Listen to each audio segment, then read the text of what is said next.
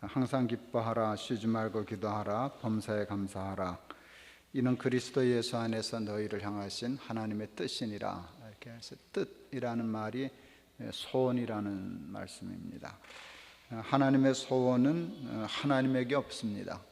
볼륨이 올라가지 않게 어디서 조절하나요? 예, 커지지 않게 좀 해주세요. 조금 낮춰주는 게 차라리 좋은데. 하나님의 소원은 하나님께 없습니다. 하나님의 소원은 우리에게만 있습니다. 우리가 행복하면 행복해 하시고 우리가 기뻐하면 기뻐하시고 그러시는 분이십니다. 우리의 소원도 행복하게 잘 사는 겁니다. 잘 살려고 공부하고 잘 살려고 돈 벌고 잘 살려고 예수 믿고 그렇습니다. 근데 잘 사는 사람 많지 않습니다. 지나가는 100사람한테 물었습니다. 요즘 어떻게 사십니까? 하고 물었습니다. 뭐라고 대답하는 사람이 많았을까요? 1등 그럭저럭 삽니다. 2등 마지못해 삽니다. 3등 뭘까요? 잘 아시네요. 여러분에게 여쭤볼 테니까 한번 그냥 대답해 보세요. 속으로 대답하셔도 돼요. 요즘 어떻게 사십니까? 이게 쉬운 질문이 아닙니다. 이게 절대로 쉬운 질문이 아닙니다. 기뻐요. 천국 사는 것 같아요. 감사해요. 이 대답 이렇게 쉽게 나오지는 않습니다. 왜 사람들이 그렇게 애를 쓰고 사는데도 그렇게 정말 잘 산다고 생각하는 사람 만나기가 어려운가를 생각해 봤습니다. 치명적인 이유가 있다는 걸 알게 되었어요. 사람들이 뜻밖의 잘 산다는 것이 무엇인지를 모르더라고요. 여러분, 잘 살려면 무엇이 우리를 잘 살게 하는가를 정확히 알아야 해요. 여러분, 이게 잘 사는 것인데 이걸 잘 사는 것으로 착각하면 게임셋입니다. 잘 살 길이 없어요. 이 사람은 착각을 하고 있기 때문에 이게 우리를 잘 산다고 생각해서 오로지 이것만 쫓아다닙니다. 근데 잘 사는 건 여기 있는데, 저희 큰아이가 초등학교 1학년 때 친구 집을 다녀왔습니다. 갔다 오더니 호들갑을 떨더라고요. 아빠 우리 친구 집 갔다 왔는데요 되게 잘 살아요. 대자에다 힘을 아주 많이 주더라고요. 왜 그러냐 그랬더니 자가용이 2대야. 집에 풀장 있어. 텔레비전 카메라로 도둑을 경비해. 우리 아기 좀 38살이니까 벌써 한 30년 조금 됐는데, 그때 이제 그 자가용 2대 있고 풀장이 있고 처음 보고는 되게 잘 살아. 그때 제가 우리 아이가 매우 중요한 말을 잘못 사용하고 있다는 걸 그때 깨달았어요. 자가용이 2대 집에 풀장 있는 친구 집을 보고 와서 이렇게 얘기했어요. 알아요? 되게 부자예요. 이렇게 얘기했어요. 알아요? 그건 부자예요. 근데 우리 아이는 부자라는 말을 쓰지 않고 잘 산다라고 썼어요. 왜요? 우리가 그렇게 쓰니까. 돈 없는 사람에 대한 정확한 말이 있어요. 가난한 사람. 근데 우리는 그렇게 복잡하게 말 안 해요. 못 사는 사람. 이게 대단한 착각을 가져와요. 돈을 가지고, 돈이 기준이에요. 잘 산다, 못 산다. 돈 있으면 잘 사는 거니까 잘 살려면, 행복하려면 돈이 있어야 돼. 이게 굳어진 거예요. 여러분, 돈 좋으세요? 싫으세요? 정직하게 대답해요. 돈 좋으세요? 싫으세요? 돈이 좋지 왜 나쁘겠어요? 저는 목사인데 돈 좋아할까요? 싫어할까요? 괜찮을까요? 저도 돈 좋아요. 난 돈이 좋다고 얘기하는 게 정직하다고 생각해요. 괜히 아닌 척 할 필요 없다고 생각해요. 저도 돈 좋아요. 그리고 세상에 돈만큼 좋은 게 그다지 많지 않아요, 솔직히. 그런데 그렇게 좋은 돈이 뜻밖의 우리를 잘 살게는 못해요. 정말이에요. 왜 돈이 우리를 잘 살게 못하나를 생각했는데 그 이유가 복음 때문이었어요. 복음 중에 복음이 뭔가 하면 하나님이 저와 여러분을 사랑하신다는 거거든요. 이게 최고의 복음이에요. 난 너희들을 사랑해. 이게 복음이거든요. 근데 사랑이 뭔가? 사랑하면 사랑받는 대상이 존귀해져요. 2005년 1월 달인데 그 독일 집회가 있어서 인천공항에 비행기 타러 나갔어요. 그 계룡대에서 장교 군생활하고 있던 우리 큰아들이 전화를 했어요. 아버지 축하드립니다. 그래서 뭐 좋은 일 있냐? 그랬더니 예, 올해 할아버지가 되실 것 같습니다. 제가 문효동남 외아들로 컸어요. 개고양이를 형제인 줄 알고 길렀는데 손주가 생긴다니까 정신이 하나도 없더라고요. 집회를 어떻게 다녀왔는지 모르겠어요. 다녀왔더니 아들 며느리가 계룡대 거기서 산부인과 가서 초음파 사진 찍은 거, 처음 사진 찍은 거 보여준다고 올라왔어요. 보니까 우리 며느리 뱃속에 뭐 이렇게 벌거지처럼 꼬부라진 거 만한 거 하나 계시더라고요. 키도 쟀는데 2.8cm였어요. 물론 그때는 아들인지 딸인지도 모르고요. 뭐 얼굴이 어떻게 생겼는지 당연히 모르고요. 그냥 단지 하나 아는 것은 생명, 내 피부치가 생겼다는 거. 근데 그렇게 신기하대요. 보고 또 보고 보고 또 보고 하다가 제가 그 다음날 우리 교회 홈페이지에다가 글을 하나 썼어요. 우주보다 더 크고 귀한 2.8cm. 맞나요? 맞죠? 여러분, 그게 사랑이에요. 사랑하면은요, 이렇게 꼬부라진 거 생명, 그게 우주보다 크더라고요. 그리고 내 생명보다 귀하더라고요. 근데 하나님이 우리를 사랑하신다고 할 때도 똑같아요. 하나님이 우리를 사랑하시기 때문에 하나님이 우리를 귀히 여기셔요. 그리고 귀히 만드셨어요. 얼만큼 사람을 귀하게 만드셨나? 천하보다 귀하게 만드셨어요. 성경에 있어요. 사람이 만일 온 천하를 얻고도 자기 목숨을 잃으면 무엇이 유익하리요? 그건 무슨 뜻이에요? 너는 천하보다 커. 그러니까 천하보다 큰 너를 잃어버리고 천하 얻으면 손해난 거지. 그 손해난 거야. 유익이 없어. 그렇게 말씀했어요. 십자가는 우리가 죽어야 할 십자가였는데 예수님이 대신 죽으셨어요. 왜 예수님이 대신 죽으셔요? 물으면 이렇게 대답하실 거예요. 내가 죽는 게 더 싸. 너 죽고 내가 어떻게 사냐? 나 죽고 내가 살아야지. 너는 나보다 더 귀해. 이게 복음이에요. 그래서 여러분, 기독교적인 인간이에는요, 인간이 귀하다는 거예요. 그래서 하나님이 가장 싫어하시는 건 사람을 깔보는 거예요. 사람을 마음 아프게 하는 거예요. 사람을 치러밟는 거예요. 그건 하나님을 적대하는 거예요. 어떻게 하면 복을 받나? 사람을 귀히 여기면 복을 받아요. 특히 누구를 귀히 여기면 복을 받나? 소자를 귀히 여기면 복 받아요. 그건 당연해요. 소자는 잘 귀히 여기지 않으니까. 그러니까 잘 귀히 여기지 않는데 그를 귀히 여기면 그거는 대박이에요. 하나님이 너무너무 좋아하셔요. 소자에게 냉수 한 그릇만 줘도 내가 절대로 상을 잃지 않으마. 그게 하나님의 마음이에요. 우리가 천하보다 크기 때문에 문제가 생겼어요. 천하를 다 얻어도 만족이 안 되는 거예요. 행복하다는 말은 만족하다는 말로 표현할 수 있어요. 여러분, 물이 요만큼 있는데 이게 지금 만족한 상태예요? 불만족한 상태예요?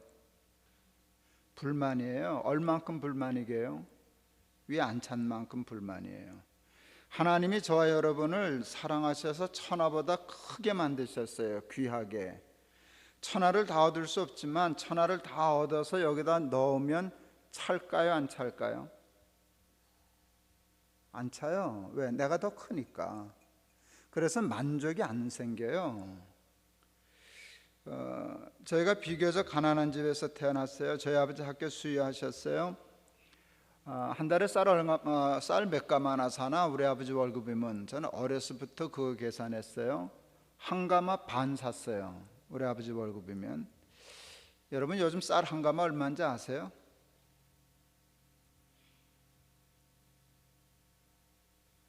이게 이제 경제가 어느 정도 이상 가면 쌀값을 몰라요. 사람들이 관심이 없거든요. 그냥 아무 때나 가서 사면 되는 거고, 이제는 쌀을 한 가마씩 사다 먹는 사람은 없어요. 그전에는 가난해서 없었고요. 지금은 너무 부자가 돼서 한 가마씩 안 사다. 돈은 늘 쌀 사 먹을 때는 어느 정도 늘 있는 거고, 그렇게 하면 뭐 10kg, 20kg 이렇게 사다가 떨어지면 햅쌀 사다 먹는 거니까, 새로 도정한 거 먹으니까. 그래서 쌀 한 가마 값 잘 모르실 거예요. 그렇죠? 근데 20만 원 미만이에요. 20만 원 쳐도 쌀 한 가마 반이면 30만 원이에요. 요즘 화폐 가치로. 여러분, 요즘 30만 원으로 살 수 있어요, 없어요? 세 식구 살 수 있어요, 없어요? 왜 없어요? 뭐 이분들 봐라. 살 수 있어요. 안 죽어요. 30만 원 꼬박꼬박 들어오면 안 죽어요. 그때는 죽지 못해서 살던 시대예요.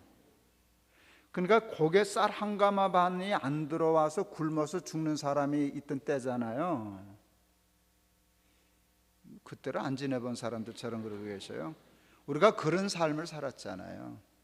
그러니까 저도 비교적 가난했다고 얘기해도 뭐 괜찮죠. 쌀 한 가마니였는데, 근데 우리 어머니가 살림을 매섭게 했어요. 그 돈을 저축하더라고요. 다 써도 모자라는 돈을 저축해요. 그래서 65년대에 집 샀어요. 저는 그것을 세계 8대 불가사의라고 생각해요. 불가사의하는 일이 일어나더라고요. 저는 우리 목회자들에게 저축하라고 권면해요. 근데 목회자들은 저축하라 그렇게 하면 믿음 없는 소리를 듣는 사람이 많아요. 그러다가 이제 교회를 골탕 먹여요. 아무런 대비가 없으니까 은퇴할 때 그냥 내보낼 못 하잖아요. 그래서 저축 안 하면 당신 그러다 패끼쳐, 교회 패끼쳐, 저축해야 돼, 그런 얘기를 해요. 어느 개척교회 가서 그 목사 부부에게 저축하라고 그랬더니 그 목사님 사모님이 성깔 대단하대요. 목사님은 큰 교회 목사니까 저축이 가능하시죠. 우리는 저축할 돈 없어요. 나도 만만치 않죠. 나는 부자기 때문에 안 해도 돼. 너는 가난하니까 해야 해.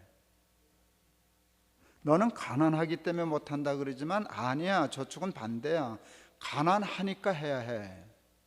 너는 저축을 하지 않으면 이 가난에서 벗어날 길이 없어. 뭐하러 새끼 다 먹어? 미안하지만 두 끼만 먹는 거야. 그리고 한 끼를 저축해야 자식들 살릴 수 있어. 우리 어머니 그렇게 얘기하죠. 우리 어머니 쌀 한 가마 반 수입이었을 때 그거 아끼고 저축해서 집 샀어.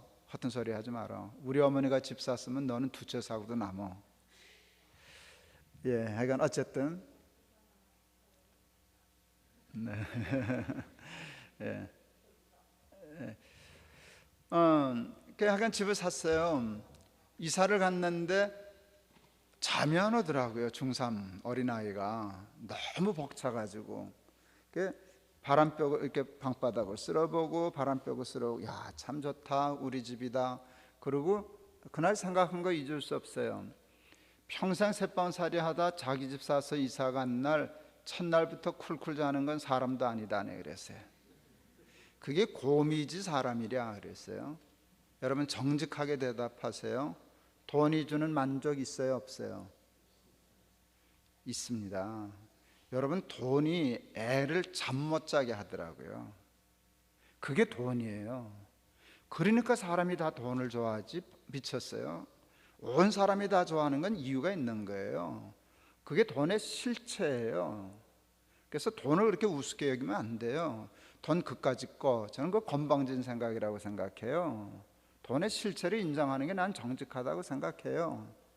그런데 그렇게 좋은 돈이 뜻밖의 우리를 잘 살게 못해요. 그 돈의 한계가 너무 분명해요. 돈의 한계가 뭔지 아세요? 그렇게 좋은 돈의 한계. 며칠 못 잤게요, 제가? 대답해요. 하루 못 잤죠. 이게 한계라고요.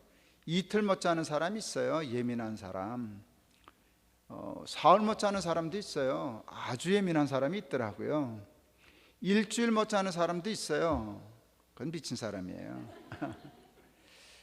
대개 평균적으로 그게 일주일 못 가요. 이제 잊어버리기 시작해요. 그러다가 1년쯤 지나니까 왜 이렇게 조금해? 왜 이렇게 너저래? 불만이 생겨요. 왜 그런 줄 아세요? 나중에 제가 깨달았어요. 내가 집보다 크더라고요. 나는 내가 하도 가난해서 집이 큰 건 줄 알았어요. 집만 있으면 행복할 줄 알았어요. 아니에요. 채워지지가 않는 거예요.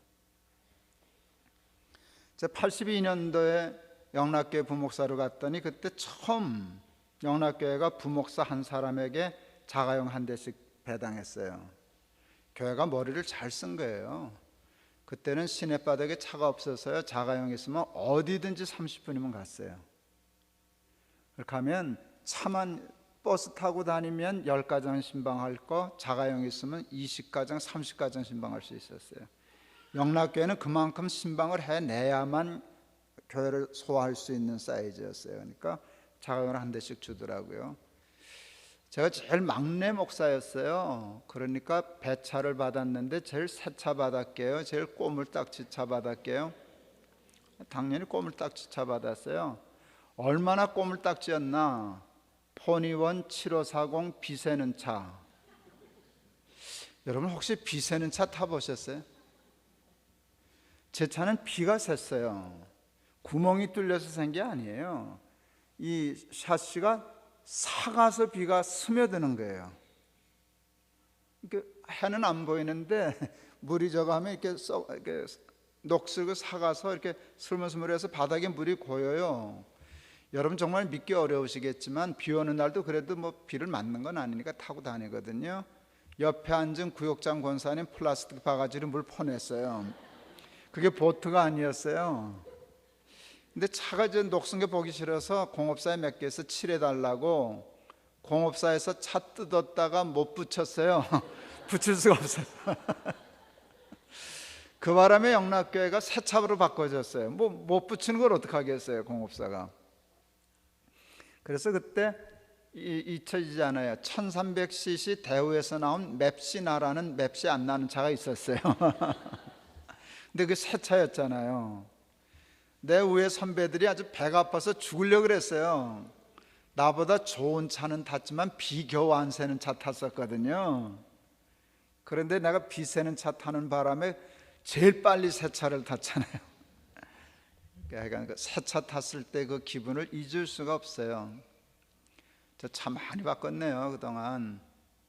저 지금 제니시스 타고 온 거 아시지요? 이제는 만족할까요? 아니요, 한도 끝도 없어요. 그냥 어느 정도에서 끝을 내야지. 그냥 차는 차지. 그게 왜? 내가 차보다 크니까. 여러분 우리 학교 다닐 때, 초등학교 다닐 때 우리 참 가난했는데 생활환경조사사라는 게 있었어요.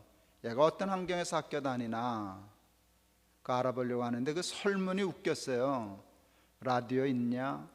선풍기 있냐? 피아노 있냐?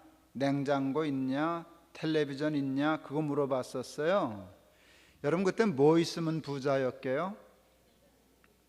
그러면 여러분 텔레비전이 비쌌게요? 전화가 비쌌게요? 잘 생각해 보세요. 텔레비전이 비쌌겠어요? 전화가 비쌌겠어요? 전화가 비쌌어요. 냉장고보다도 비쌌죠. 전화 그때 아세요? 청색 전화, 백색 전화, 사고 팔 수 있는 전화, 사고 팔 수 없는 전화. 그게 왜 전화값이 비쌌는가 하면 이 전화 교환기가 발달이 안 돼서요. 지금은 전자교환기니까 뭐 굉장히 많이 하는데 그때는 그러니까 전화 대수가 한정돼 있으니까 장사하는 사람들은 전화가 필요하고 그러니까 서울 시내에서요 전화 소통 제일 안 되는 뭐 이런 지역은 아파트 한 채 값이었어요. 안 믿어지시죠? 다 지나왔는데도 안 믿어지시죠? 몇 년 전에 텔레비전에서 그 얘기하더라고요. 서울 25평 아파트 한 채 값이었다고. 전화 있으면 부자였어요. 자가용은 붙지도 않았을 거예요. 그때 자가용은 재벌 회장이나 타고 다니는 거였어요. 여러분 지금은 뭐 있으면 부자예요? 이거 대답을 못할 세대가 됐어요. 이제는 뭐 가지면 부자냐는 개념을 넘어섰어요. 저희 중고등학교 다닐 때 그랬어요. 야, 미국은 거지도 자가용 타고 다닌대. 또 미국은 거지도 영어. 그럼 미국 거지가 영어를 하지 그럼 말하겠어. 미국은 거지도 영어한데 자가용 타고 다니는데 그런데 이게 조금 지나친 말이지만 거의 그랬거든요. 가난해도 제가 88년도 미국 어느 애틀란타에 있는 신학교 잠깐 가 있었는데 기숙사에 청소하러 오는 흑인 아주머니가 자가용 타고 오더라고요. 그때도 이야, 여기는 청소하는 아주머니도 자가용 타고 다니는구나. 이제 그랬는데 여러분 아세요? 이젠 우리도 거의 그 수준이 됐다는 걸 아셔요? 신학교의 교육 전도사님들이 자가용 타고 다니잖아요. 근데 그 친구들 부자죠? 아니요, 부자 아니어도 자가용 타요. 그러니까 요즘은 자가용 있어 그렇게 하면 그래서 하지 되게 부자네 그러진 않아요. 뭔 차를 타느냐를 알아봐야 그 다음에 부자인지 아닌지를 가늠하지 자가용 정도 가지고는 안 돼. 우리가 그만큼 부자가 됐어요. 우리가 60년대 70년대 소득 80불이었어요 그때 우리가 못 사는 나라라고 얘기하는 동남아시아, 필리핀, 인도네시아, 베트남 이런 나라들이 평균 300불이었어요 우리보다 거의 4배 부자였어요. 여러분 우리나라 저 장충동에 있는 장충체육관 어느 나라 원조로 지은 건지 아세요? 필리핀 원조 받은 거예요. 베트남이 우리 굶어 죽는다고 쌀 보내줬던 거 기억나세요? 알람미. 저는 생각나는데요. 그거 받아 먹었잖아요. 여러분 우리나라 경부고속도로는 태국의 고속도로를 카피한 거예요. 박정희 대통령이 그거 해보려고 태국 가려고 그랬을 때 태국이 안 받아줬어요. 태국 신문에 났다 그러던데요. 거지 나라 대통령 온다고. 그때 태국 사람인데 한국은 거지 나라였어요. 그런 나라가 지금 거의 3만 불 시대를 살아요. 지금 그 나라보다 이제 지들이 거지됐어요. 좋은 소리는 아니네요. 그만큼 우리가 부자가 됐는데 아까 물어봤잖아요. 어떻게 사냐고 물을 때 별로 신통하지 않았죠. 돈 많아진 게 나쁜 건 아닌데 많아졌다고 생각처럼 행복해지는 건 아닌 게 우리가 증인이에요. 태국 사람들, 동남아시아 사람들 아직도 모를 수 있어요. 가난하니까. 근데 우리는 알아야 돼요. 우리는 그보다 훨씬 밑에서부터 비교도 안 되는 데까지 올라왔는데도 행복하지 않다면 더 많아진다고 행복하는 게 아니구나. 사람의 생명이 소유의 넉넉함에 있는 게 아니니라 하는 말씀을 딴 나라 사람은 몰라도 우리는 다 알아야 돼요. 그런데도 우리는 아직도 바보같이 쏘가 살아요. 우리의 삶의 불행과 행복하지 못함이 돈 때문인 줄 알아요. 그래서 연봉이 조금 더 올라가면, 소득이 조금 더 많아지면, 조금 더 좋은 차 타면, 아파트 평수가 넓어지면, 새 아파트를 장만하면 행복할 거라고 하는 착각 속에 살아요. 좋은 차 타면 좋아요. 아무것도 아닌 건 아니에요. 좋은 아파트 살면 좋지 나쁠 게 뭐가 있어요? 그러나 그게 잘 사는 건 아니에요. 그러니까 여러분 정말 잘 살고 싶으면, 정말 행복하고 싶으면, 구원 얻고 싶으면 무엇을 먹을까, 무엇을 입을까, 무엇을 마실까에만 올인하면 그건 깸셋이에요. 제 말 맞죠? 제 말 맞죠? 예. 시편 16편 2절에 보면 주 밖에는 나의 복이 없나이다. 이게 다윗의 고백이에요. 굉장히 중요한 표현이에요. 주 밖에는 복이 없다는 거예요. 그 말은 다시 얘기하면 복은 주 안에만 있다는 거예요. 근데 사탄은 우리가 주 안에 있는 걸 좋아해요? 주 밖에 있는 걸 좋아해요? 밖에 끌어내려고, 주 안에서 끌어내려고 그러는데 사람들이 주 밖으로 안 나가요. 왜 안 나가나 하면 복이 없어서 안 나가요. 그런데 사탄은 사기꾼이라 가짜로 복을 만들어요, 여러분. 가짜로. 근데 그 가짜를 가짜처럼 만들게요? 꼭 진짜처럼 만들게요? 꼭 진짜처럼 만들어서요, 이게 구분이 안 가요. 가짜가 더 진짜 같아요. 가짜 복이 있고 진짜 복이 있어요. 여러분 맞춰보세요. 하나는 가짜고 하나는 진짜예요. 우리나라는 발음도 비슷하니까 잘 들으셔야 돼요. 다행히 저는 발음이 정확해요. 평안과 편안 다 알아들으셨죠?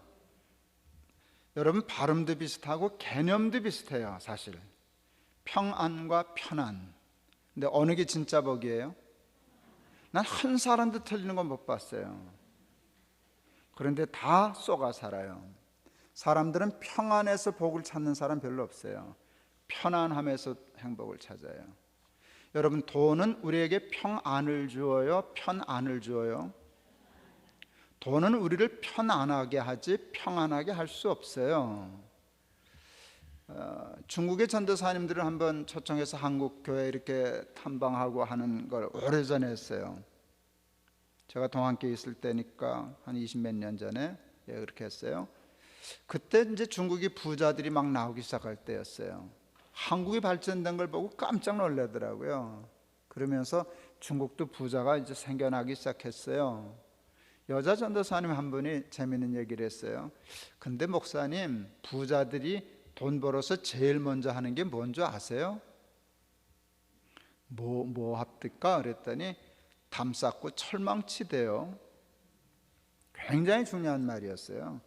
여러분 돈이 많아지니까 집도 큰 거 사고 뭐 자가용도 사고 했는데 편안은 한데 평안하지 않은 게 도리어 평안은 반대로 불안한 거예요. 그러니까 담 쌓고 철망치고 옛날엔 우린 병 깨서 꼽아놓고 이게 불안하다는 뜻이거든요.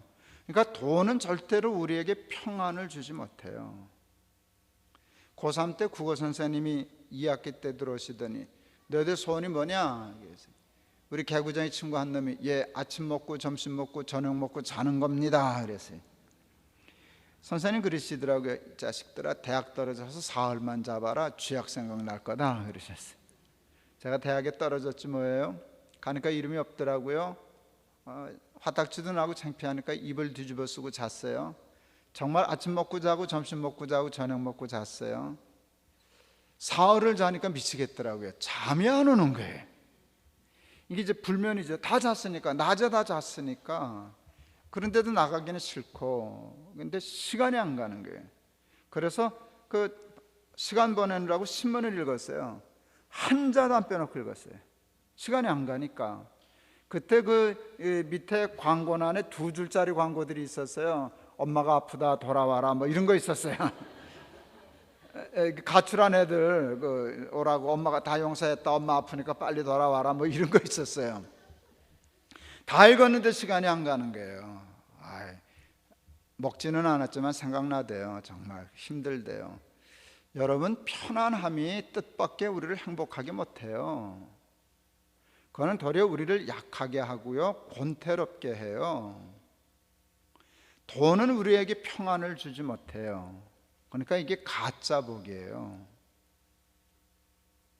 평안이 복이라고 인정하시죠? 그러면 평안의 그 진짜 복인 평안은 무엇이 우리에게 줄까요? 여러분 그게 믿음이에요.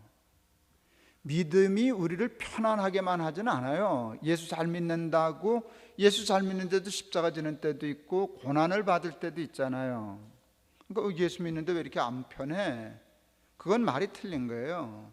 믿는다고 편안하다고만 한 적은 없어요. 근데 믿으면 평안해요. 우리 막내가 지금 목사하는데 6살 때 손을 잡고 골목을 내려갔어요. 5학년짜리가 올라왔어요. 그놈을 보더니 눈이 번쩍번쩍 하더라고요. 아빠 저 형아가 나 때렸어. 며칠 전에 맞은 거 복수해달라고. 그걸 뭐 현행범도 아는데 애비가 창피하게 그걸 가져봐 주겠어요. 못 들은 척하고 하려더니 이 자식이 억울한 모양이에요. 저러의 기회인데 복수할. 아빠가 들은 척 안 해주니까 내 손을 뿌리치더라고요. 근데 지발로 뚜벅뚜벅 가더니 가서 발로 걷어차고 오대요. 6살짜리가 5학년을 발로 찼어요. 이거 대형 사고예요. 무사했을까요? 안 했을까요? 무사했을까요? 안 했을까요? 6살짜리가 5학년짜리 발로 찼다니까요. 무사했어요? 안 했어요? 무사했지. 왜요? 내가 있잖아. 내가. 그때 나는 다윗이 골리앗 어떻게 이겼는지 이제 알았다. 다윗 6살, 골리앗 5학년, 하나님 80kg. 다 답이 나오더라고요. 그러니까 너는 칼과 단창 가지고 나오지, 나는 만군의 주 여호와 우리 아버지 80kg야. 근데 5학년짜리가 까불고 있어. 그러니까 6살짜리가 5학년을 찾은 건 80kg짜리 지 아빠 때문이었다고요.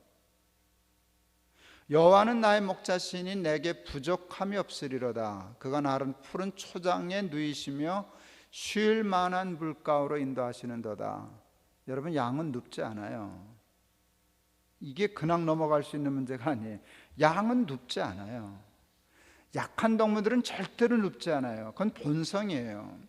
강한 동물만 누워 자요.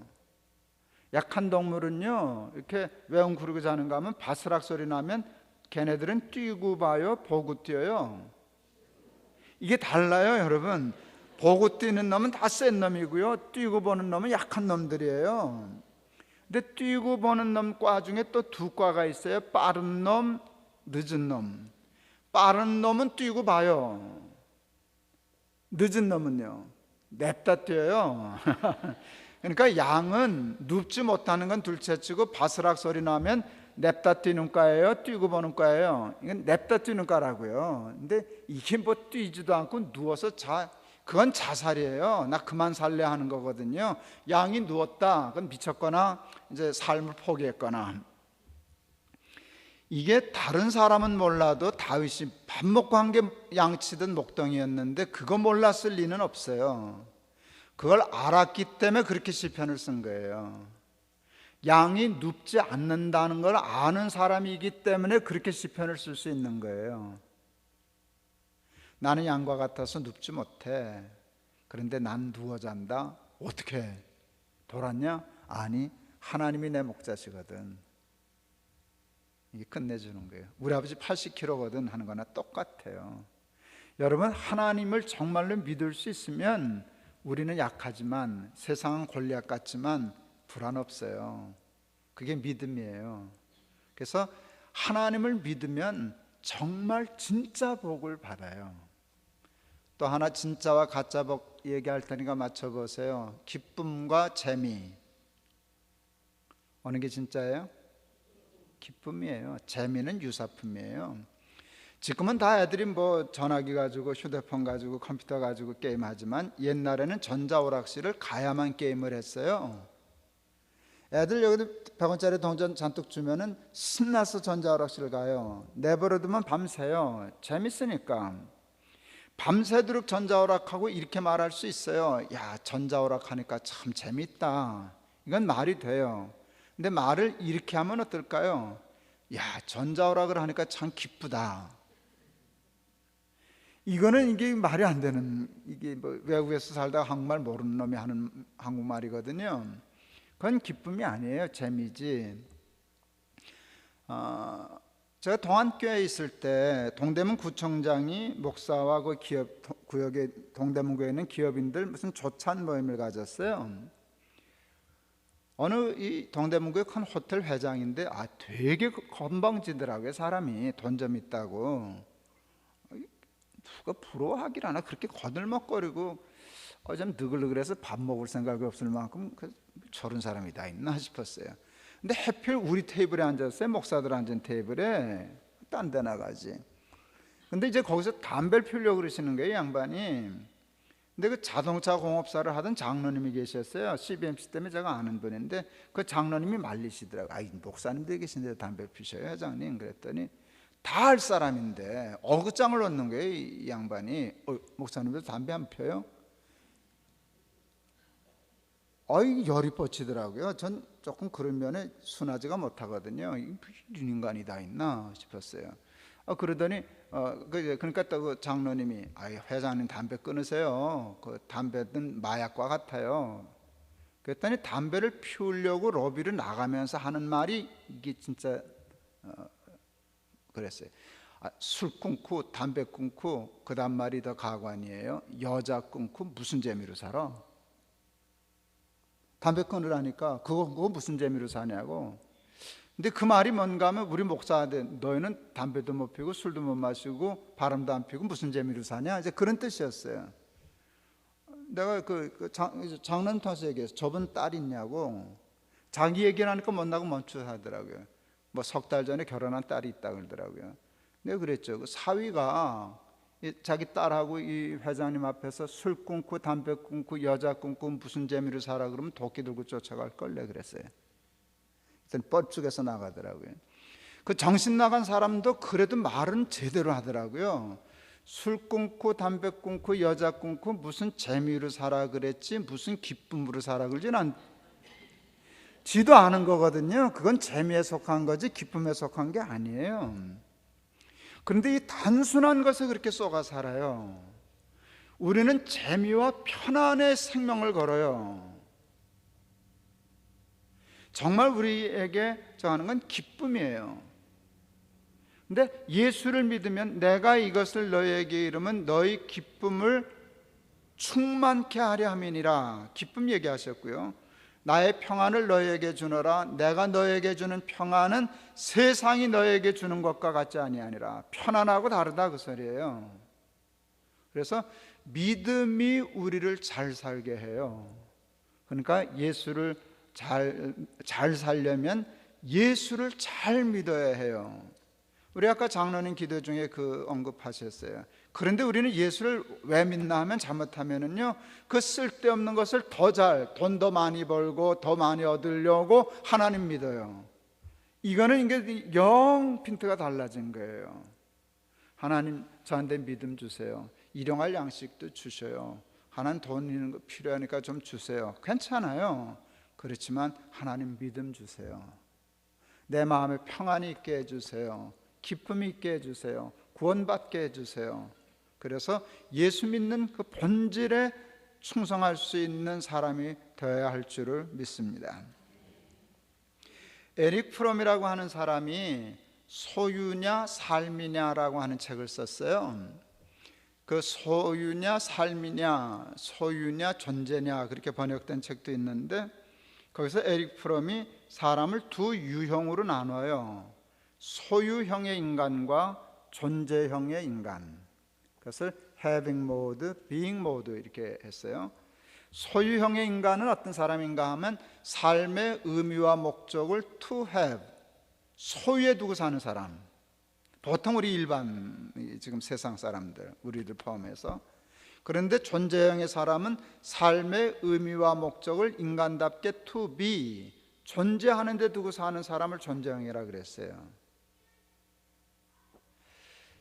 92년도 올림픽이 끝난 직후에 미국에서 목회하는 선배 목사님이 한국에 나왔다 저하고 같이 식사를 했어요. 호텔에서 계시다가 텔레비전을 보다가 기겁을 한 모양이에요. 우리 선배 목사가 뉴스 시간에 뭐가 나왔는가 하면 그 당시 한국의 초중고 아이들이 10만 원이 넘는 고가의 운동화들을 신고 다닌다. 그래서 사회적인 무리가 있다. 이분이 기겁을 했어요. 그러니까 30년, 20몇 년 전에 10만 원 되게 비싼 거였거든요. 난 그때 제일 비싼 게 한 3만 원짜리 운동화인 줄 알았어요. 우리 애들은 만 원짜리 월드컵 시킬 때였는데 10만 원. 여러분 특히 미국은 도리어 물가가 한국보다 싸거든요. 신발 같은 거. 저는 미국 다니면서부터 최근에 한 10년도 넘었네요. 저는 한국에서 구두 사본 지가 오래됐어요. 왜 한국에서 구두 안 사게요? 비싸서. 터무니없다는 말까지는 터무니없이 비싸요. 미국 가서 사면은 100불, 지금도 100불 주면 좋은 거 올라오거든요. 저 지금 신는 신발도 미국에서 사왔는데, 하여간 어쨌든 그 당시 그런데 20몇 년 전에 10만 원, 이건 대단한 거죠. 그때 또 한국의 소득이 몇 불인데요. 몇천 불 할 때였었는데 한국 아이들이 10만 원짜리를 신냐? 난 뭐 신는 건 둘째 치고 있는 줄을 몰랐어요. 그래서 와서 집에 아이들한테 물었어요. 야, 세상에 10만 원짜리 운동화가 다 있냐? 그랬더니 무슨표 농구화가 10만 원이 넘는다 그랬어요. 그래서 또 물었죠. 너희 학교도 그런 거 신고 다니는 놈들이 있냐? 그랬더니 우리 애들이 다 우리만 빼놓고는 다 신어요. 제가 그때 개포동에 살았거든요. 개포동이 그 부자 동네더라고요. 살고 보니까 개도 포니는 안 타는 동네라고 그러더라고요. 근데 정말 그럴 법하더라고요. 거기. 예, 영락교에 있을 때 거기 사택을 얻어줬어요. 부자 동네에서 살아봤어요. 우리만 빼놓고는 다 신어요. 그래서 너희들은 왜 사달라 그러지 않았냐? 그랬더니 뭐 사달라 그래봤자 안 사주실 건데요. 뭐 그래서 웃었어요. 92년도는 제가 이제 동학교 담임 목사로 왔을 때예요. 근데 이제 자꾸 이사해서 애들 학교를 바꾸는 게 싫어가지고 사택은 교회끼리 바꾸라 그러고 저는 그냥 거기 살았을 때거든요. 그 아파트에. 예. 근데 그 아이들에게 제가 교회 사무실에 와서 아이들에게 편지를 썼어요. 제가 오늘 편지 얘기를 하려고 그러는데 저는 편지로 애들 교육했어요. 편지 참 잘 썼어요. 그 아이들에게 그런 비싼 운동화 사달라고 조르지 않아서 고맙다 하는 편지를 썼어요. 92년도니까 우리 큰아들 15살, 둘째 13살, 막내 11살 이럴 때인데 편지를 쓰면서 왜 그런 신발을 신으면 안 되는가를 설명해 줬어요. 첫째 고맙다 얘기를 하고 그 답은 쓸데없다였어요. 황영조 선수가 그때 올림픽에서 우승했을 때인데 코롱이라는 회사에서 1억 원을 들여서 운동화 만들어 줬었어요. 발에 맞게 해주느라고. 제가 얘기했어요. 황영조 선수가 1억 원짜리 운동화를 신는 건 괜찮다. 왜? 쓸데있다. 1억이 들어도 그에서 기록 단축이 돼서 메달 색깔이 바꾸면 그게 국가에 주는 유익이 더 크니까 그만한 승부는 우리나라도 걸만하다. 그러니까 무조건 비싼 운동은 안 돼. 그렇게 얘기하면 안 된다는 거예요. 쓸데가 있냐 없냐, 필요하냐 아냐를 따져서 필요하면 1억짜리 운동화도 신지. 근데 필요 없으면 10만 원짜리도 신으면 안 돼. 그걸 가르쳐 주고 싶었어요. 그런데 너희들이 10만 원짜리 운동화를 신는 까닭이 뭐냐? 기록을 단축하기 위함이냐? 국위를 선양하기 위함이냐? 자랑하려고 그런 거 아니냐? 자랑하려고. 나는 10만 원짜리 운동화를 신는 사람이야. 내 운동화는 10만 원짜리야. 그런데 얘들아 조금만 더 깊이 생각해봐라. 그거 부끄러운 일이란다. 오죽 자랑할 게 없으면 신발을 자랑하겠냐? 신발을 자랑한다는 것은 뭔가 하면 신발밖에는 자랑할 것이 없다는 뜻이란다. 내가 10만 원짜리가 안 되니까 10만 원짜리 운동화를 자랑해야 되는 거야. 그걸 쓰면서 결론을 이렇게 냈어요. 너희들은 신발 자랑하며 사는 사람이 되지 말고 너희의 사람 됨을 자랑하며 사는 사람이 되거라. 애들이 알아들었게요? 못 알아들었게요? 아까 얘기했잖아요. 15살, 13살, 11살. 알아들었게요? 못 알아들었게요? 알아들었어요. 어른들은 애들이 말을 못 알아듣는다고 생각해. 그렇지 않아요. 애들이 다 알아듣는데 안 알아듣죠. 왜 그러냐 했더니요, 우리 부모들, 어른들은 옳은 말, 좋은 말을 기분 나쁘게 하는 은사가 있어요. 애들 그러니까 그 부모의 그 말하는 태도, 자세, 그게 못마땅해서 못 들은 척하는 거지 다 알아들어요. 제가 고맙다 하고 딱 자세 낮추고 저거 하니까 애들 탁 열고 들어요. 그 편지 한 장 때문에 애들 참 편히 길렀어요. 지금까지 생각해보면 그거 옳잖아요. 내가 비싸야지 신발 자랑. 근데 여러분 이게 정립이 안 되면은요, 늙어 죽을 때까지 신발 타령하고 살거든요. 신발이 명함으로 바뀌고 자동차로 바뀌고 이렇게 바뀌는 거거든요. 나의 사람됨, to be, 존재는 관심이 없어요. 가치를 존재 가치에서 찾으려고 하지 않고 소유 가치에서 찾으려고 그러거든요. 이게 다 헛되고 헛된 거라고요. 너희는 어찌하여 양식 아닌 것을 위하여 은을 달아주며 배부르지 못할 것을 위하여 수고하느냐. 이게 하나님의 안타까움이에요.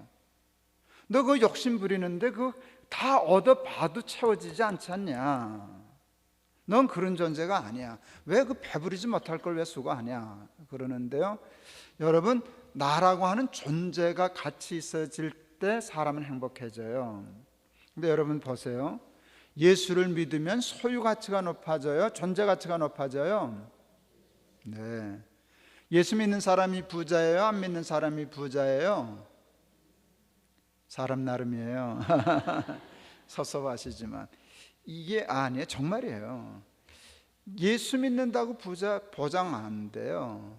예수 믿는 사람 중에 부자 있어요? 없어요? 있어요. 가난한 사람 있어요. 안 믿는 사람 중에 부자 있어요? 없어요? 가난한 사람. 그러니까 예수 믿으면 부자, 안 믿으면 가난, 이게 성립이 안 되는 거예요, 여러분. 정직하게.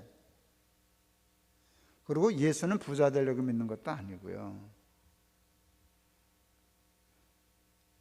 예. 또 예수 믿는 사람이 건강해요? 안 믿는 사람이 건강해요? 섭섭하지만 사람 나름이랍니다. 전 신의 은사 믿습니다. 그걸 부인할 수는 없죠. 그러나 예수 믿는다고 다 건강하지는 않습니다. 전 30년째 당뇨 앓습니다.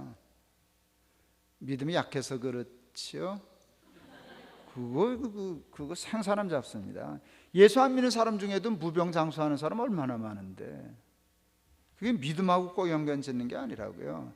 예수 안 믿어도 부자 될 수 있고요. 예수 안 믿어도 건강할 수 있고요. 예수 안 믿어도 성공할 수 있고요.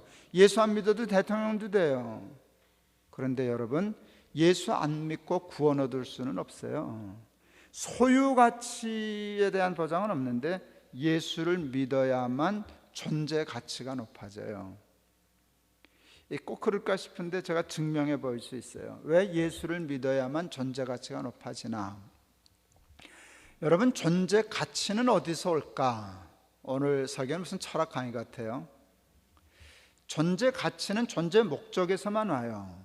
그건 원칙이에요. 모든 존재한 것에는 목적이 있고요. 그 목적 속에 가치가 있어요. 여러분, 이 마이크의 존재 목적은 뭐예요? 작은 목소리를 크게 확성하는 거예요. 이 마이크는 지금 그 목적을 달성하고 있어요? 없어요? 있어요. 그래서 가치가 있어요? 없어요?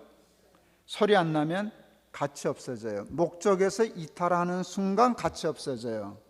그러니까 모든 존재의 가치는요, 목적에서만 나와요. 목적을 떠나면 가치를 논할 수 없어요.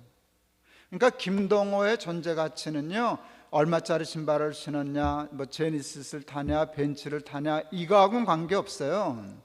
김동호가 목적대로 존재하고 있느냐가 중요한 거예요.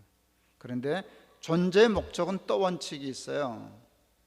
모든 존재의 목적은 존재로부터 말미암지 않아요. 여러분, 마이크의 목적은 마이크가 만들었어요? 마이크를 만든 사람이 만들었어요? 시계는요?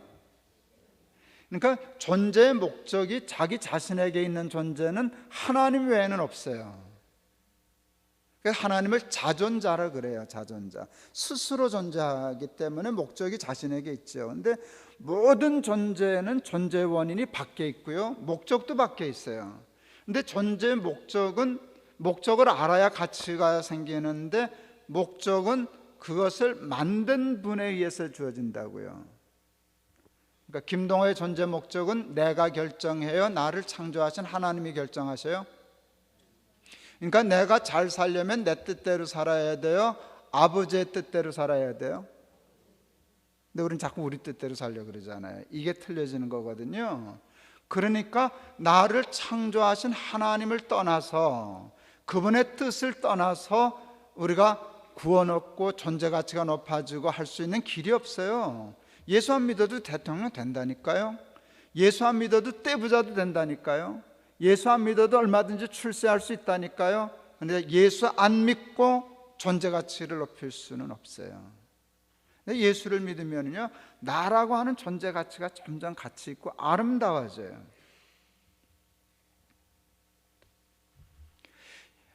요한복음에 보면 예수님을 말씀이 육신이 되어 우리 가운데 거하심에 은혜와 진리가 충만하더라 그랬어요. 그러니까 예수님은 말씀이셨는데 말씀이 사람이 되신 거예요. 우리는 본래 사람이잖아요. 제가 그 말씀을 묵상하다 생각했어요. 그래, 예수님은 말씀이 육신이 되신 분이야. 그랬더니 은혜와 진리가 충만했어. 우리가 은혜가 진리가 충만한 삶을 살려면 어떻게 해야 될까? 우리는 본래 말씀이 아니니까, 우리는 본래 사람이었으니까, 육신이었으니까 우리 육신이 말씀을 덧입으면 은혜와 진리가 충만하겠네. 말 되지 않아요? 우리의 가치를 높일 수 있는 건 하나님의 말씀이에요. 우리의 삶이 하나님의 말씀과 같아지는 순간이 최고로 가치 있는 순간이에요. 그게 아까 얘기한 것처럼 말씀 속에 하나님의 뜻이 있고 거기에 우리의 삶의 존재 의미가 있고 목적이 있으니까 우리가 말씀대로 사는 삶이 우리를 가치 있게 하고 그것이 우리를 잘 살게 하고 행복하게 하는 거예요.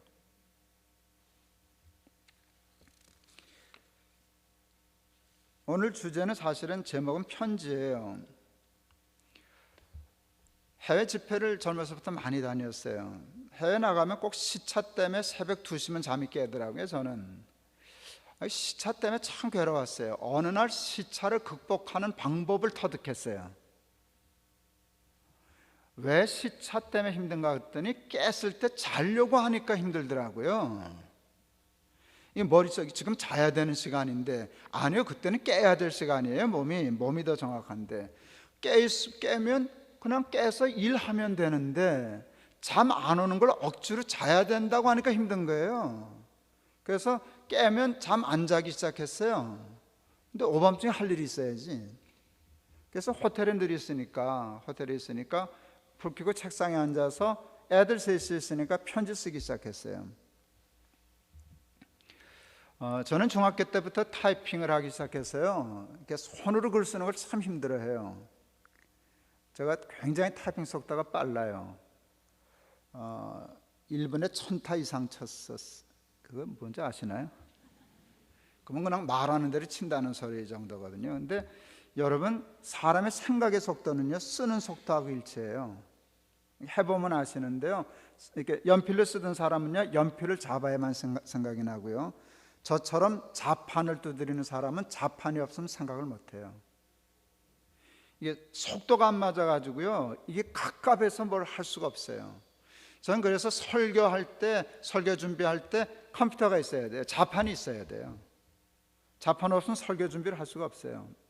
메모 설교는 할 수 있지만 저는 주일날은 원고 설교해야 되는데, 하여간 그래요. 그러니까 근데 그때는, 지금은 뭐 가지고 다닐 수 있는 것들이 뭐 노트북도 있고 뭐 아이패드도 있고 그런데, 그때는 집채만은 볼타적이 있을 텐데 그걸 들고 다닐 수가 있나요? 그러니까 손으로 써야 되는데 이게 힘들어요. 그래도 한자 한자 편지 쓰기 시작했어요. 그러면 이제 굉장히 애를 써가지고 속도를 맞춰가지고 쓰는데, 세놈한테 편지 다 쓰면 이제 날이 밝아요. 애들이 글씨를 못 읽을 때부터 편지를 썼어요.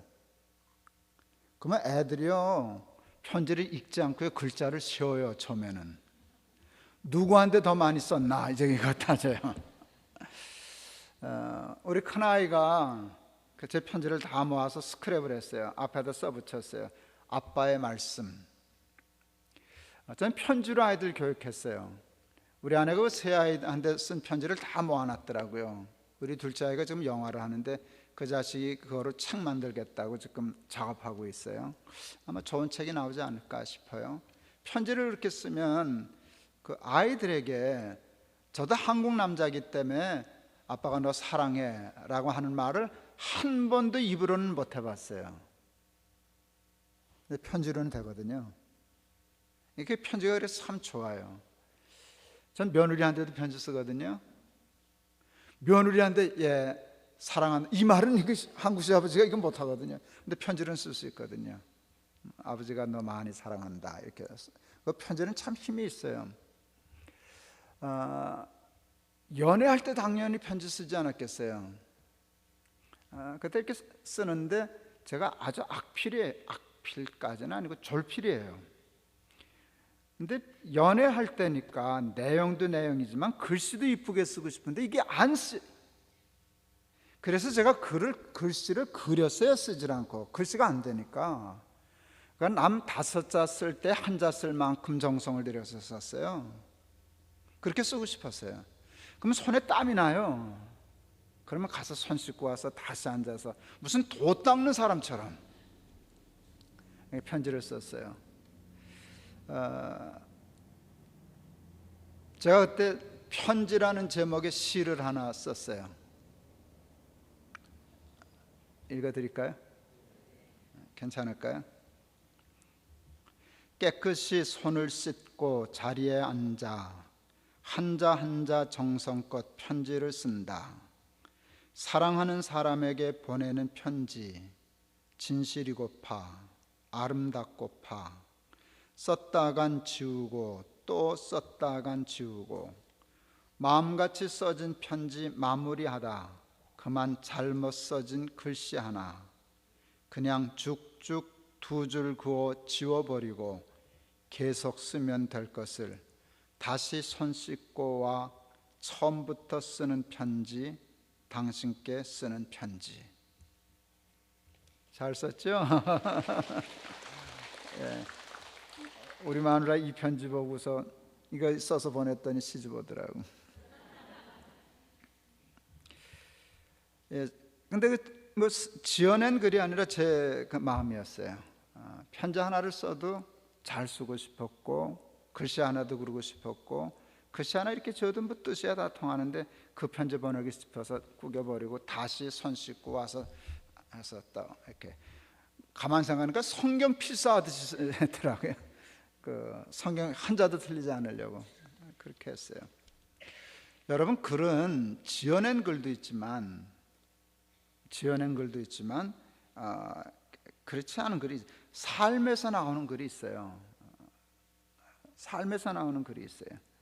삶에서 나오는 글이 사람의 삶과 마음을 움직여요. 그러니까 아들 셋 다 그 편지 글 쓰는 거로 저는 교육했거든요. 제 편지대로 아이들이 자라줬어요. 아내에게 쓰는 편지도 마찬가지였어요. 그런데 장문할 수 있죠. 근사하게 카피할 수 있죠. 저 고등학교 때 그때 뭐 펜팔하고 그럴 때잖아요. 우리 친구 캐나다 이민 갔어요. 그래서 외국에서 영어로 편지 한번 써보려고 그랬더니 소개를 해주더라고요. 이름도 안 잊혀버려요. 비비안.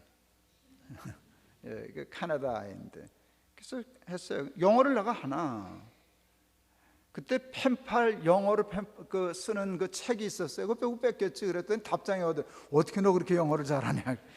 몇 번 쓰다가 들통났지 뭐. 그게 내 삶이 아니니까 보면 알지. 그게 예. 그래서 뭐 그렇죠. 글은 삶이기 때문에 삶에서 우러난 글이 아니면 사람을 감동시키지 못해요. 영락교회가 목사님들이 주일날 설교하면 그거를 지금도 아마 하실 거예요. 꼭 원고를 해서 책을 설교책을 해서 전국에 이렇게 배포해요. 많은 목회자가 참고하라고. 한경직 목사님 계실 때 실화예요. 부산의 어느 교회 목사님이 좋잖아요. 설교 준비하는 게 힘든데 매주 꼬박꼬박 오니까. 그리고 그거 받는 사람만 알지. 그때 지금처럼 뭐 SNS가 있어요. 그러니까 몰라요. 카피해도 사람들이 모를 때거든. 그러니까 얼마나 좋아요. 그냥 매주 그거 받아다가 설교를 했어요. 속된 말로 그 교회에서 쫓겨나게 됐어요. 목회 잘못한다고. 근데 나중에 알게 된 이유가 우리 목사는 설교를 너무 못한다고. 그랬더니 이 목사님이 발끈했어요. 그건 말도 안 되는 모함이다. 너 내가 누구 설교를 매주 하는 줄 아냐? 자기 한경주 목사는 설교를 했거든요. 아니 천하의 한경주 목사는 설교를 했는데 설교 못한다는 말을 그 사람이 이해를 못했어요. 그 목사가. 쫓겨나 마땅하죠. 그건 한경주 목사님의 설교지 자기 설교가 아니거든요. 좀 못하면 어때요? 미숙하면 어때요? 문장이 좀 어수라면 어때요? 이게 내 삶에서 우러나온 게 이게 진짜거든요. 제가 저는 뭐 설교에 대해서 강의하는 일 거의 안 하지만 어쩌다 하게 되면 후배 신학생이나 목사님들한테 그 얘기를 해요.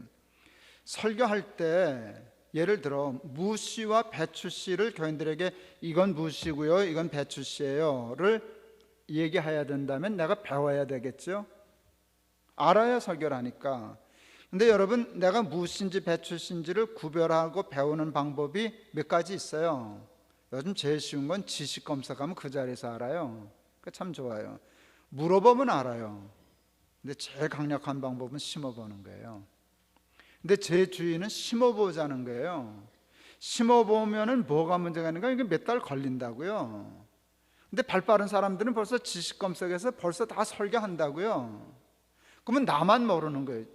우리 목사는 뭐 하는 거예요? 자기 목사는 벌써 다 일러줬는데 나는 심어보고 기다리는 동안에 못하죠. 그런데 여러분, 물어보고 지식 검색해서 하면 아는 건 아는데 아는 것에 힘이 없어져요. 말을 자기도 모르는 사이에 이렇게 할 수밖에 없어요. 무씨래, 배추씨래, 간접 경험이니까. 어떻게 알아요? 내가 지식 검색해 봤어. 어떻게 알아요? 그 어느 농사 짓는 사람이 가르쳐줘. 그렇게 되는 거예요. 근데 저는요, 안 물어보거든요. 심어보거든요. 몇 달 늦게 해도 딱 나중에 보고서는 설교할 때 말이 달라져요. 이 힘이 달라져요. 무씨다, 배추씨다. 이게 삶이 있는 글과 설교와 삶이 없는 글과 설교는 그만큼 생명력이 다른 거예요. 생명력이 있는 거라고요.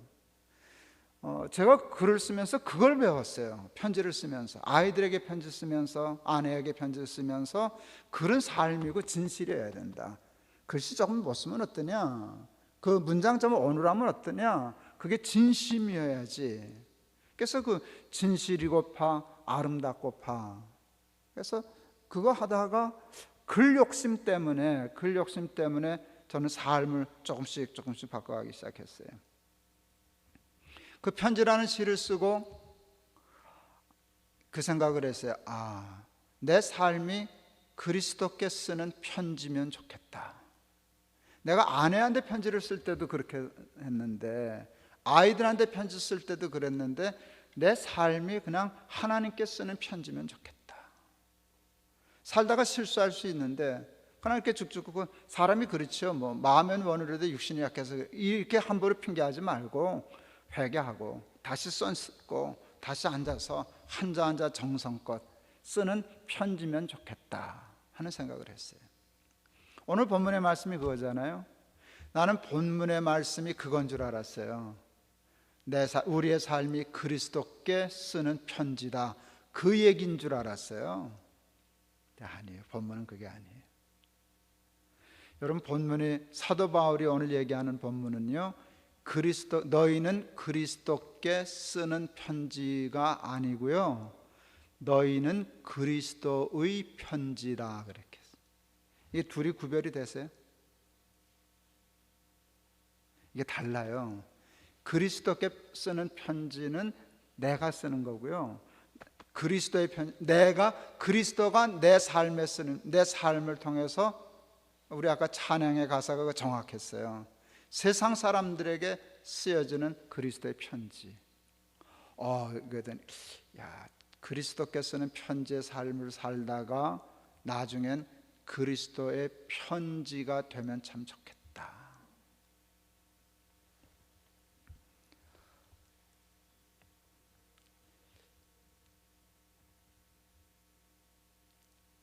저희 동기 중에 연동교회 이성희 목사님이 있어요. 담임 목사 하시는 그 동기예요.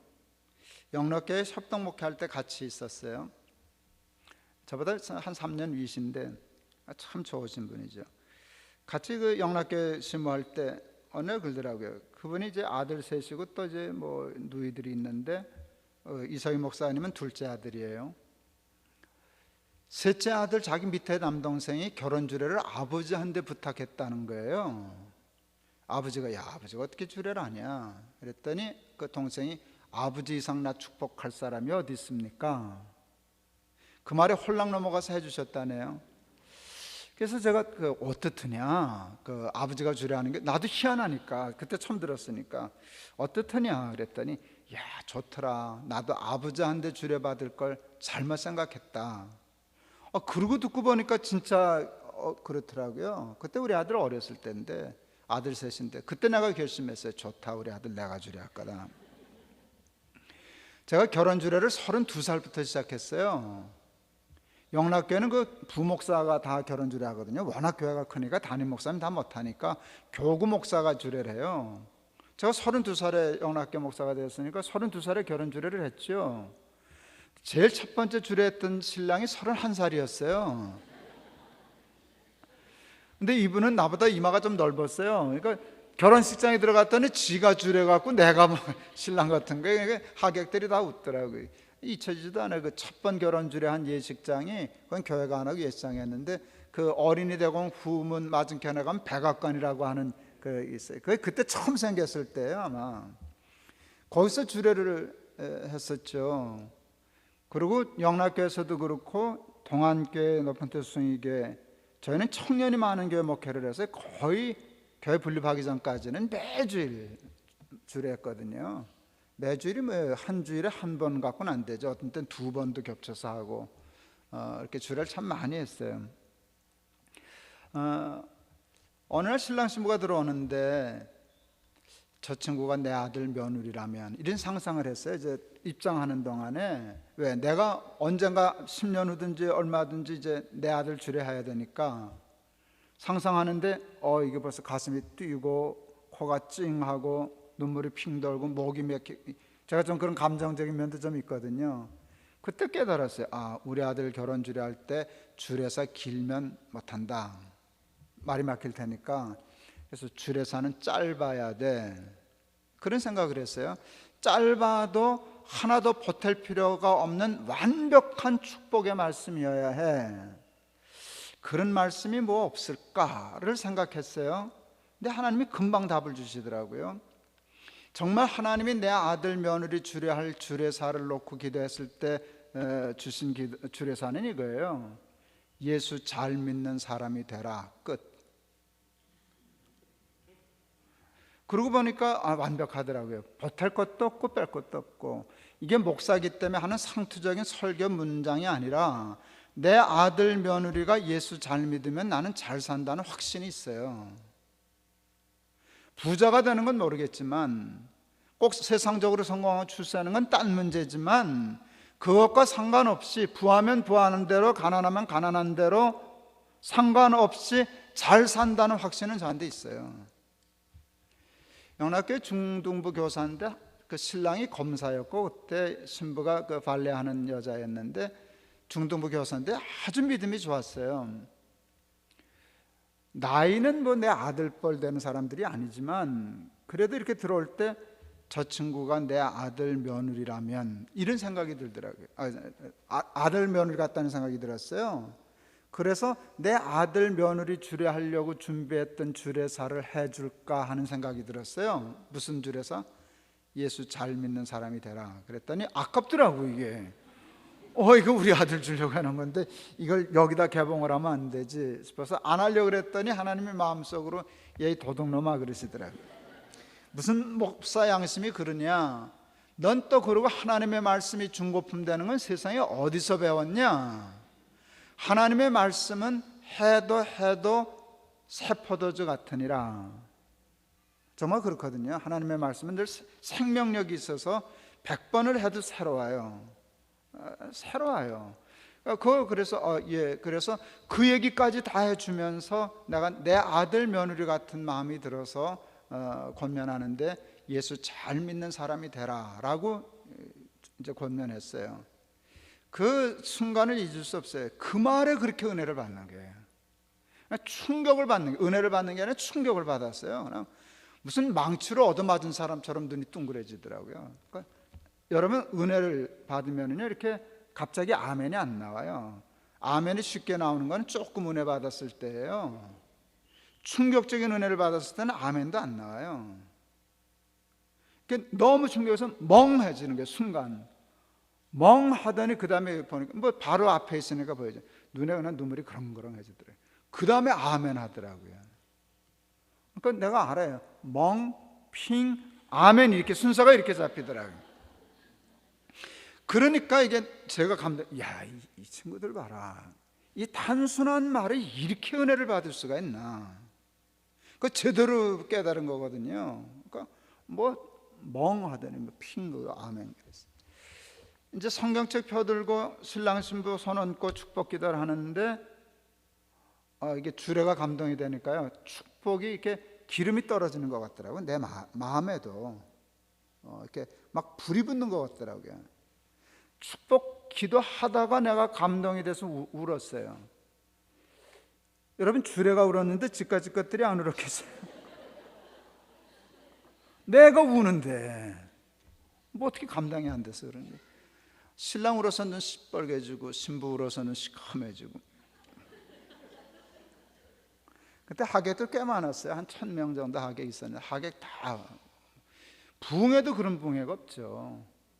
다 사진 찍고 내가 너무 마음이 좋아서 악수하면서 야, 우리가 결혼식 한 거냐 부흥회 한 거냐 했어요. 제가 그게 하도 욕심이 나서 그 느낌과 분위기에 욕심이 나서 그때 그냥 하나님 앞에 찜해놨죠. 하나님, 우리 아들 결혼식 때도 이래야 합니다 그랬어요. 우리 큰아들하고 셋째 아들은 결혼했거든요. 누가 주례했게요? 내가 했죠. 그 좋은 걸 누구한테 낼게. 예, 그리고 정말 그 분위기대로 주례했거든요. 결혼식이요. 예수 잘 믿으면 잘 살아요. 근데 제가 잘 산다는 뜻은 그런 뜻이 아니에요. 그렇죠? 그거는 그건 뭐고 하나님 은사대로 부자가 될 수도 있고, 부자 되면 부자로 하나님의 뜻대로 잘 살면 되고, 가난하게 살면 하나님 괜찮아요. 나 얼마든지 잘 살고 행복하고 그럴 수 있어요. 그리고 그렇게 살고 그러는데, 예수를 잘 믿으면은요 내 삶의 존재가 가치 있게 돼요. 그리고 존재 목적을 이루는 존재 가치가 있는 존재가 돼요. 그리고 내 삶이 그냥 하나님의 말씀이 돼요. 그게 최고지. 제가 가난하다가, 저는 이제 가난한 목사는 아니잖아요. 그러니까 저는 두 삶을 살아보니까 이게 좋더라고요. 좋죠. 풍요로운 게 좋죠. 그런데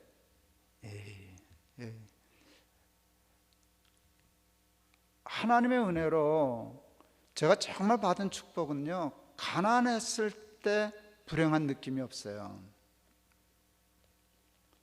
너무 좋은 교회를 만나서, 좋은 목사님 만나서, 평생의 복인데, 좋은 선생님, 좋은 친구, 지금까지도 신앙생활 제대로 하고 그러면서 살아서 가난이 좋지는 않아요. 뭐 가난을 뭐 좋아할 필요가 뭐 있어요? 가난하게 해주시오, 그럴 마음은 없어요.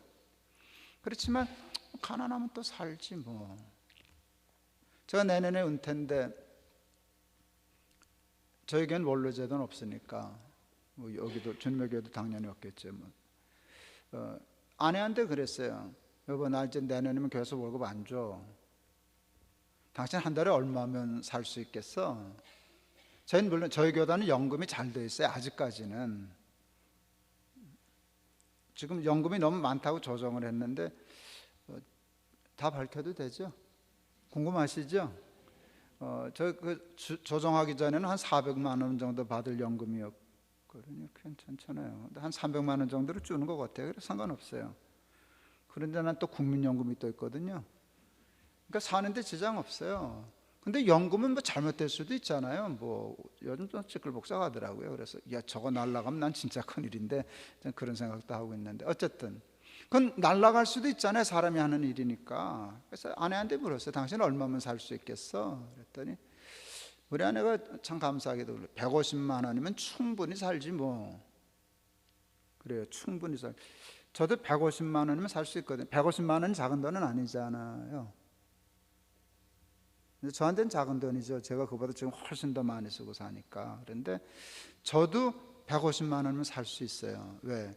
그 이하로 살 때 내가 불행했던 기억이 없으니까. 그걸 바랄 마음은 없지만 뭐 그렇게 한다고 해서 겁은 안 나요. 그게 내가 받은 축복이에요. 150만 원이면 제니스는 날라갔구나, 자가용 못하겠구나, 전철 타고 다니지 뭐. 그 연금까지만 날라간다면 제가 그래서 곰곰이 생각해요. 벌지 뭐. 그래서 제가 정말 관심이 있어요. 뭐 할까? 신문 돌릴까? 우유 배달할까? 작년인가 이렇게 텔레비전 보니까 노인 지하철 택배하는 거 다큐 나오더라고요. 저거 괜찮다. 유심히 봤어요. 진짜로 유심히 봤어요. 봤더니 이제 저도 내년부터는 지하철 돈 안 내고 탈 수 있으니까, 이제 그런 분들이 그런 시간도 있고 전철 자유롭게 타니까 그 머리 잘 썼어요, 누군가. 그러니까 택배하러 다니시는데 부잣집 아들 둔 할아버지도 하시더라고요. 그러니까 아들이 아버지 하시지 말라고 그러는데도 그냥 고집 부리고 하더라고요. 그랬더니 며느리가 와가지고 그 사장한테 부탁하더라고. 아버지 하루에 하나 이상 일 주지 말라고. 이제 그랬는데 나는 그 아버지가 더 옳다고 생각해요. 아들의 입장은 좀 다르겠지만 가만히 봤더니 80만 원은 벌겠더라고요. 근데 우리 둘이니까 둘이면 150만 원 번다. 그래서 택배하기로 결정했어요. 엎어지면. 근데 그렇게 하면 내가 우울해질까요? 부끄러워질까요? 창피해? 왜 그게 창피해요? 난 안 그렇게 될 확률이 99%까지는 90%는 넘을 거예요, 상식적으로. 그런데 만에 하나 그렇게 되면, 이왕 그렇게 되면 자랑스럽게 할 거예요. 난 페이스북에 올릴 거예요. 택배한다고, 나한테 맡기라고. 그러면 내가 창피해지는 게 아니잖아요. 그거는 잘 사는 거잖아요. 그러고 보니까 예수 믿는 것 때문에 그런 배짱도 생기고, 사람의 사는 게 그게 넉넉한 게 있는 게 아니니까 부하면 부한테 처할 줄 알면 되는 거고, 비천하면 또 그렇게 신나게 살면 되는 거지. 그러고 보니까 항상 기쁘고 늘 감사할 수 있는 게 꼭 이래야만 되는 건 아니더라고요. 이거 제네시스 날라가도 연금 사라져도 나 그럼 택배하러 다닐 거야. 그럼 재밌을 것 같아요. 쫓아다니고 가다 만나고 뭐 물건 맡길 거 없어요. 뭐 이러고 다니면 얼마나 재밌겠어요. 그러고 사니까 예수 믿는 일은 참 자유로운 일이구나. 이래도 그러니까 상황과 조건에 관계없이 우의 삶을 사는 거잖아요. 정말 하박국의 고백처럼 여호와께서 나를 그 높은 곳에 다니게 하시리라. 무화과 나무에 열매가 있으면 좋고 뭐 없으면 무슨 상관이 있어요. 포도나무에 열매가 있거나 말거나 우리의 양이 있거나 없거나 구원의 하나님을 인하여 감사하고 기뻐하고 그렇게 사는 사람이 되는데, 욕심은 예수 좀 잘 믿으면 좋겠어요. 진짜 그리스도의 편지가 되면 좋겠어요. 사람들이 내 삶을 통해서 하나님을 발견하고 하나님의 뜻을 깨닫고 그러면 그게 잘 사는 거죠. 주님의 교회 여러분들, 우리 주님의 교회, 길가의 교회네. 난 길가의 길바닥 교회가 더 좋은 것 같은데 길가에나 길바닥이나. 그런데 길바닥 교회 참 마음에 들어요. 내가 왜 길바닥 교회를 마음에 들어 하는가를 내일 오시면 알게 돼요. 내가 길바닥 교회를 하고 싶었거든요. 길바닥에 쫓겨나게 생겨가지고 쫓겨나게 돼가지고 그래서 우리 길바닥에서 예배드릴 각오를 진짜로 했었거든요. 근데 길바닥이라는 말을 생각 못하고 높은 또 광야교회로 하기로 결정했었어요. 사실 광야의 은혜가 더 많거든요. 그랬었는데 우리 이 길바닥 아니고 길가의 교회 여러분들, 예수 믿는 그 본질에 집중하셨어요. 정말 그리스도께 쓰는 편지가 되고 그리스도의 편지가 되는 삶 살아서 항상 기뻐하고 범사에 감사하고 그 어디나 하늘나라 높은 산이 거친 들이 초막이나 궁궐이나 내 주 예수 모신 것이 그 어디나 하늘나라. 이게 예수 믿는 도리고 이게 비밀이잖아요. 나는 그 무슨 삼박자 별로 관심 없어요. 뭐 예수 믿으면 부자 되고 형통하고 건강하고 뭐 그거 조금 관심 있지만 예수 믿는 도리는 그걸 넘어서는 거거든요. 그거를 넘어서서 사슴처럼 높은 곳에 다니게 하시리로다 라고 하는 것인데, 그 예수 잘 믿는 부요함 누리고 살 수 있는 저와 여러분 다 될 수 있기를 주의 이름으로 축원합니다. 기도하겠습니다.